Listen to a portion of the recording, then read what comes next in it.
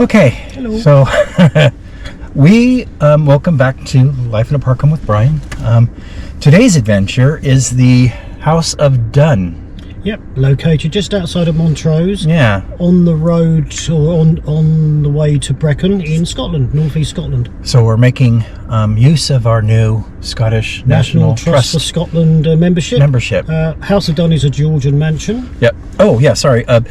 Yeah, just little facts you could find out yourself, but I'm going to read it to you. Peter, you can take off if you want. Okay. I can read along, just so I'm doing something so you're not bored. So anyways, this was built for the David Erskine, 13 Laird of Dunn. That's Laird a Scottish lord? Yep, Scottish Lord.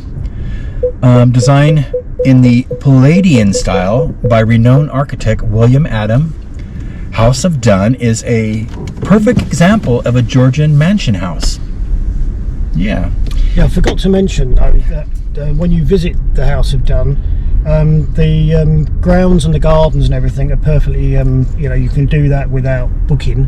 But if you want to actually go into the house itself, you have to book a tour because it's a guided people in costumes that guide you around. Back to me. Back to you. Yeah, because it's all about me. So work began in 1730, taking 13 years to complete. The attention to detail and style can be seen in the smallest features, which we were talking earlier, because that's back in the days when they really built a house. Anywho, so the breathtaking plasterwork was by the renowned Joseph Enzer, dominates the main salon of the house, which we'll see. Hopefully they'll let me videotape. Depicting both classic scenes and family emblems. Right. Depicted both classic scenes and family emblems. It's magnified the importance of Erskine family for guests to admire. So throughout the house, the fine family furnishings are enhanced by the masterful embroidery and woolwork of Lady Augusta Fitzclarence, daughter of William the Sixth, and actress Dorothy Jordan.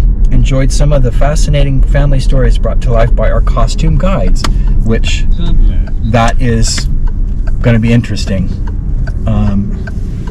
Quite excited about that. I like actors. Downstairs you can experience the sounds and smells of the Georgian kitchen, which you don't really see when you go to these properties and stuff. You don't see a working kitchen, do you? No, you don't. No. I am quite excited about this one. So sounds and smells of the Georgian kitchen, and see how the house was the forefront of technology, because back then, which we tend to use nowadays, was all new to them. Was the forefront of technology with the labor-saving clockwork spit. That's the thing that turns the meat around and stuff, right? Yeah, it's like a rotisserie. Rotisserie, yes, rotisserie. Isabel, the cook, will welcome you inside and share some stories for the household staff. Well, let's just hope Isabel is going to be there today. So I'm excited. But anyways, that's enough of me.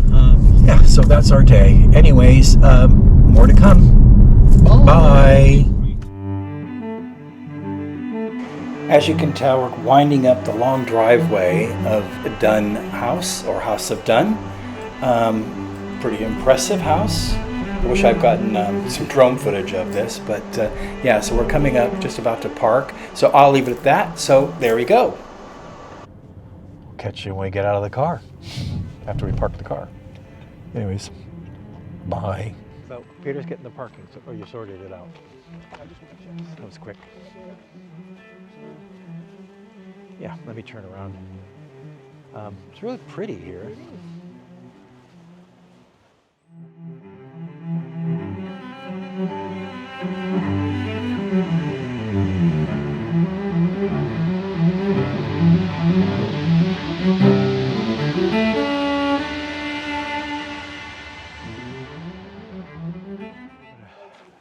Check in and sort things out, but first of all I'm going to do this.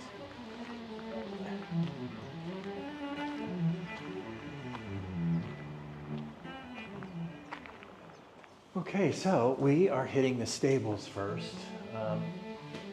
Yeah, the horse and the plow. Yeah, because we've got an hour, so... Yeah, we got an hour. That's all right, though. Yeah, this is great. It's nice to do all this, isn't it? Yeah. Side saddle. Where's that? Oh, yes. And this is Strike It Red Hot blacksmith. Tools. Yeah. Above the door. And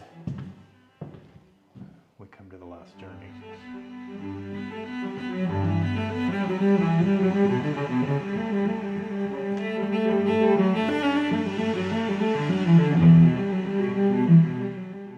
So the next couple rooms that you see is House of Dun display, kind of an industry that used to go around in the region in Angus, different textiles and tools and things that they used.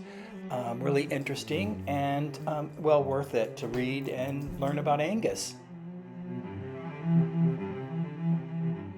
Look at the hen coops. Oh, yeah.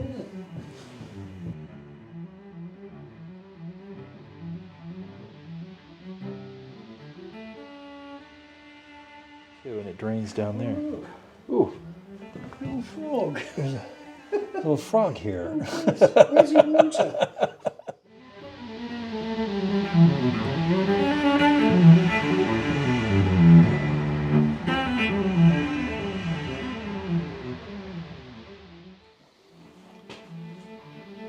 That's got a story to it. Oh, yeah. Like that. Time, tide, and textiles. They used to give them as popular gifts to sailors. Popular gifts to sailors to give to their sweethearts, wives, mothers, and sisters. It'd have to be thick glass, wouldn't it? Because they would. Ah.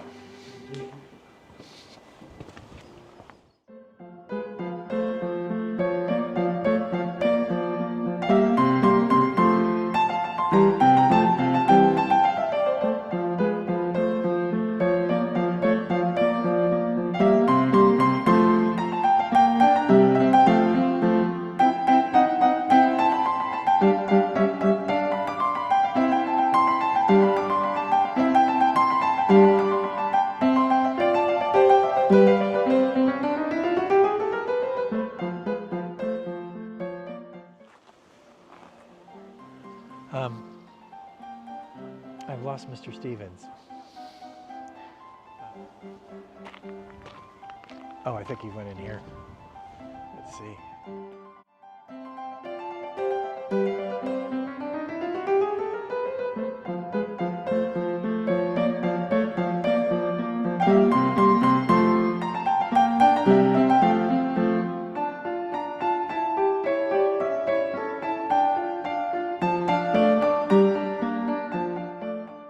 I have to say, the gardens here are absolutely amazing.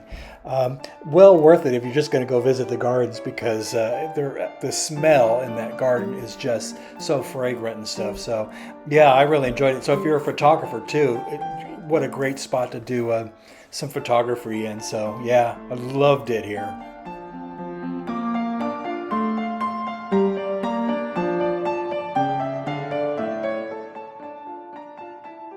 Keep the door open, Peter. Here's a sign that says mind your head, right? Peter fit perfectly through there. Because I'm short. So I'm gonna have to duck.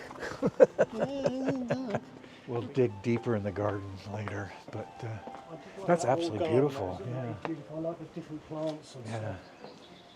So nice little places to sit as well. I have to say, this is probably like where the servants area is down here, isn't it? Yeah, maybe. Yeah. I don't know. Because the front door is right there. The trouble is, a lot of Georgians, the servants live. Well, they live at the top, but if the working part, they're down here. Look around later. Yeah. I think the cafe. Okay, we're gonna go to the cafe. We should do. Anyways, bye. So, the issue goes, do you put the jam on first or the cream, clotted cream on first? Peter put the jam on first and then the clotted cream. I did the clotted cream and then the jam. So you decide. How easy was it to spread the jam on the cottage cream? Easier. Because the cottage cream melted a little bit. No. Matter of debate. Yeah, it's an ongoing debate. Anyways, we'll see you back at the when we enter the house. Bye. I'm going to show you what the entrance of this place is. Here's the House of Dunn. Absolutely imposing, isn't it?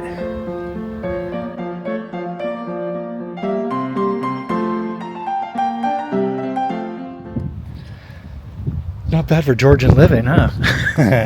Anyways, we're about to go in. See ya. Bye. Well, the bell's rung. It's time. Would you like a shot of the bell? When are we going to the bell? Go on, Peter. Go on. There you go. You get that on your blog. Your bloggy thing.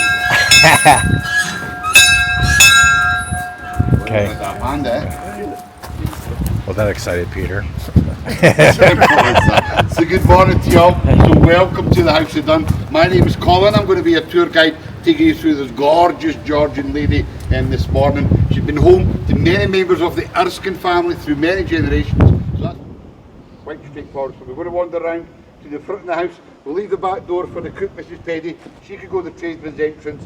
We'll go the posh way. I didn't get dressed up for nothing. There we go. So we've arrived at the front of the House of Dunn, the north side.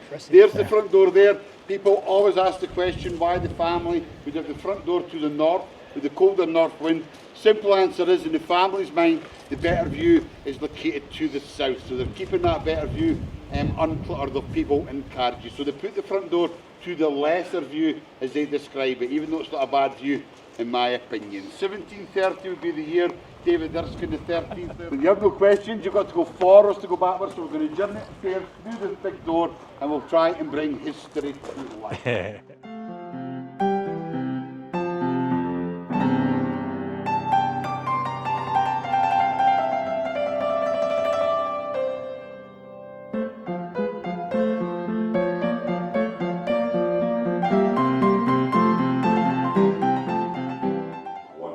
Welcome to the entrance hall of the House of Dunn. Not the largest entrance hall for a house this size, I'm sure you will agree. In fact, at one point in its life, it was actually smaller. It's like opening the door. So you're more than happy to put a door on the wall to nowhere, just to keep the line of symmetry in play. Totally.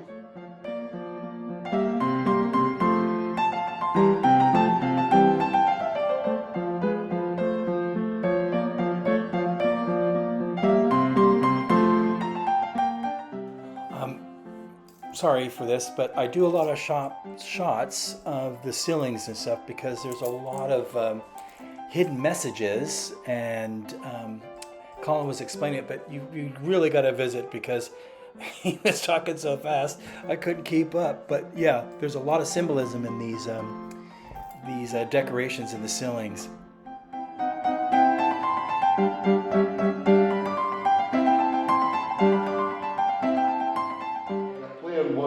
There's a king of the sea. Body Prince Charles, who's an exile in France, and that's the whole meaning behind the Jacobite uprisings, to get the Stuarts on to the throne. I have to give a big shout out to Colin. He really, there's a tour guide, really brought the whole experience to life.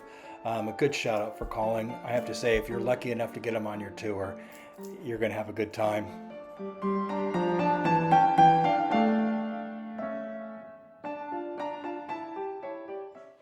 So welcome to the dining room House of Dunn. So here's where the family back in the day sat round that table, possibly having up to 6 meals in a day. Very Victorian feeling room in shape, size and style compared to the last room there that felt very Georgian. This room does contain some of the family's collection of portraits. Some of the faces you're now looking at on the wall we've already mentioned so far.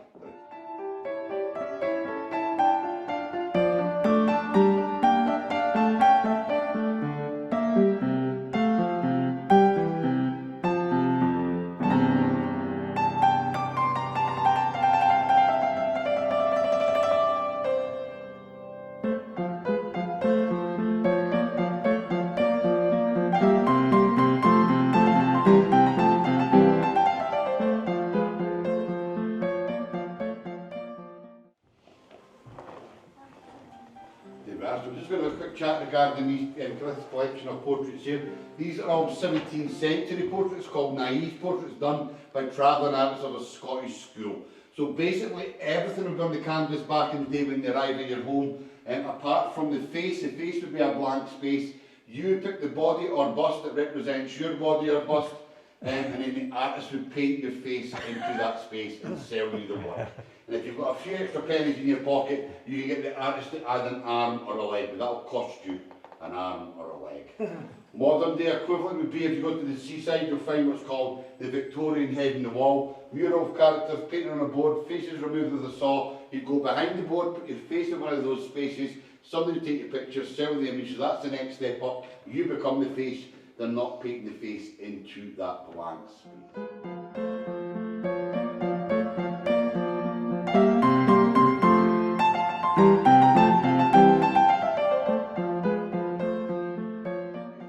Back in the 1850s, a luxury if you could afford such. This wallpaper and interior designer of that period. But the thing with Morris, he's using poison such as arsenic cyanide to get the colour into his design. So it's not safe to keep an original Morris print on the wall, especially when you've got the public wandering through in the future. Even if the health and safety guys in the day said actually it's fine, keep the Morris print up and get the tour guide to remind the customer that the wallpaper may be toxic, not to lick the walls so they may kill them.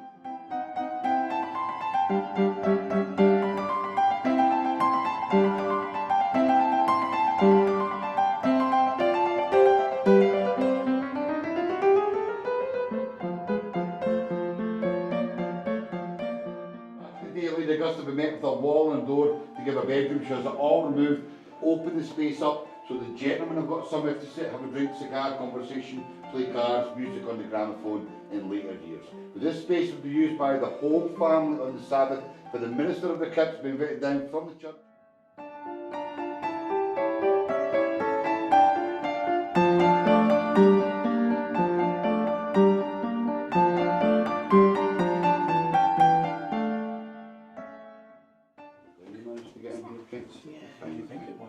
There he goes. So there's no plumbing or drainage, so to get that contraption going, staff in the day bringing the water up from the kitchen, climb the ladders, fill the header tank at the top there with the hot or cold water. Once it's full, family member will go inside, close the curtain, pull the cord, the water will come crashing down. Then to get the water from the base back to the tank, the staff member is outside pumping the water up the legs to the tank. So they keep pumping away, pushing the same water round and round until the job is done.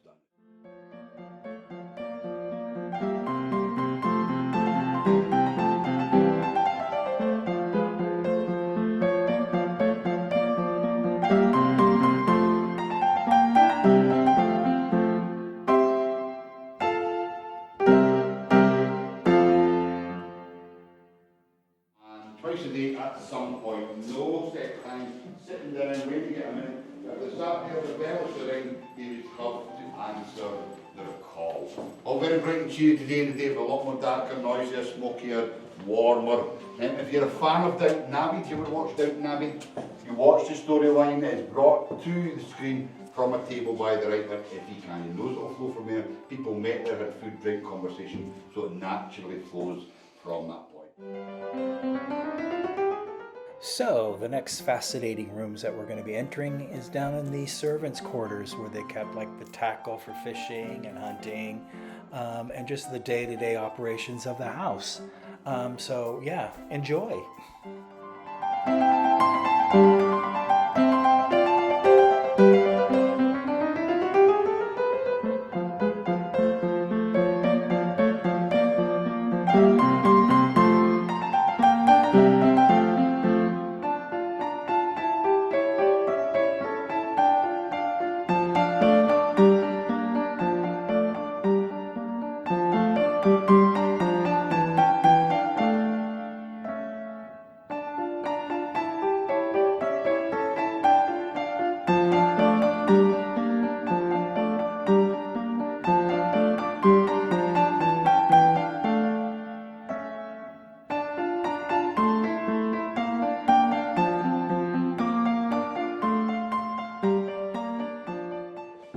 But there's Lady Augusta bringing the kitchen up to spec. with the installation of that clockwork device on the wall there. That machine is being used to dry, rotate the spit bar in front of the fire. The meat goes on to be cooked. So it's replaced the need for somebody to do that job manually, turning a handle connected to that bar. Usually a young child aged around 5 or 6. How old are you, young man? 6. You 6? So some young chap at one point in time Get to work. sit there and basically turn that handle.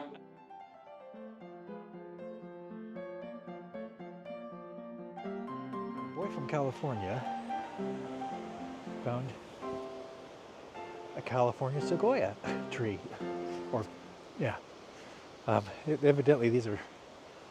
I'll get a better shot. These are supposed to be, I think you said about 200 years old. So.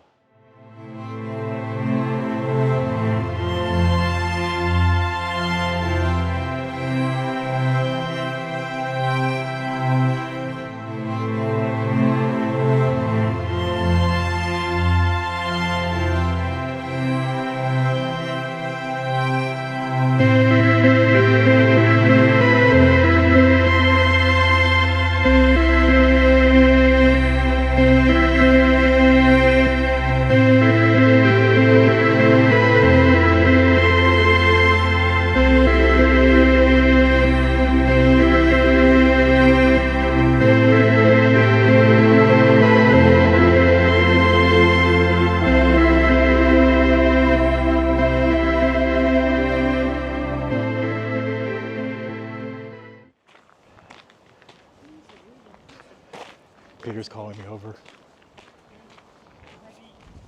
When the cows are all hurdled up like that, there's a storm of brewing. You know, all huddled together. Peter, that one looks at us in anger. He's like, he thinks you to stay away. You know. Yeah, look at the stare. Look at that cow stare. Staring us down. Yeah. I think we're gonna go. The cow's marked his territory over there, hasn't he? So, don't want to piss off the cow. It's balsamic vinegar from the Modena region of Italy, which is the top quality vinegar. Balsamic? Yeah. We call them dressings, but they are made without oil. Okay. So they're ideal for savoury or sweet dishes. With a beautiful syrupy thickness and wonderfully deep flavours, they are an essential addition to every kitchen. Used as a dressing or marinade, great for drizzling, or simply divine for dipping with fresh crusty bread and oil.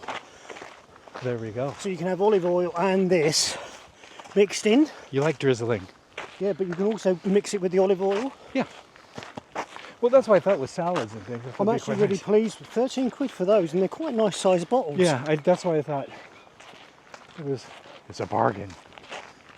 Anyways, we're off to back with the car, so we'll that see was a when we get the car. really Yeah. good day. Anyways, I really enjoyed that.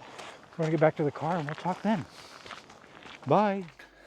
Before we left, we stopped at this, which is right there, is their wilderness park there. I highly recommend it, even if you just go there just to walk your dogs and stuff. It's absolutely beautiful. I'm glad we did, because now I know just for a day we can just go and just walk around the forest there. Anyways.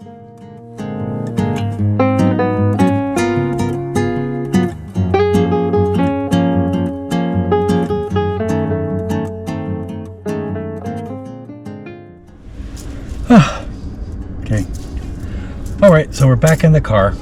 House of Dunn, 10 out of 10? Oh, 10. 10. It was really great. I mean, was a hotel between 1940 to 1985 yeah. before it came over to the trust. All original furniture, because they stuck it up in the attic, didn't they? Yeah. And locked away, so they had everything. Yeah. So everything's true to the building. Yeah, it was just really interesting. The gardens are beautiful. Of course, it's July 5th. We also, there's picnic areas around Play here. area as well. Play area. But there's also a really cool It's almost like going tropical. Yeah, it's really kind of tropical. It's like a mining, what do we call it? A microclimate. Microclimate down in there, and it's got an old bridge and everything. But it also, if you're a photographer, God, just the amount of, we saw a couple photographers and stuff around too. What was his name? The gentleman that did the tour? Colin. He was brilliant. It was for a house, a National Trust house. It's kind of like one of the very few that me and Peter's ever been to over the last 25 years that is actually put together really well, isn't it? Yeah. And you were able to like walk through it as if the family were there. There's cars coming. So we're on our way home. Hope you enjoyed it. We'll see you next week. We're off to another National Trust property. Big surprise, we don't know which one, so you'll have to wait for that one. But yeah, I thoroughly enjoyed today. Weather was good. Yeah, we've been very lucky with the weather today. So if you like this video, or you like us, remember to subscribe, like, Comment below.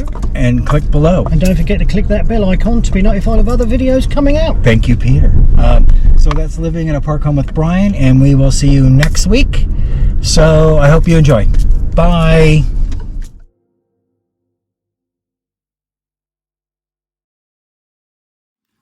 Thanks for watching. Please like, comment, and subscribe to our channel so that we can bring you more content in the future. It also helps us to make the channel grow. And once again, thank you so much for watching.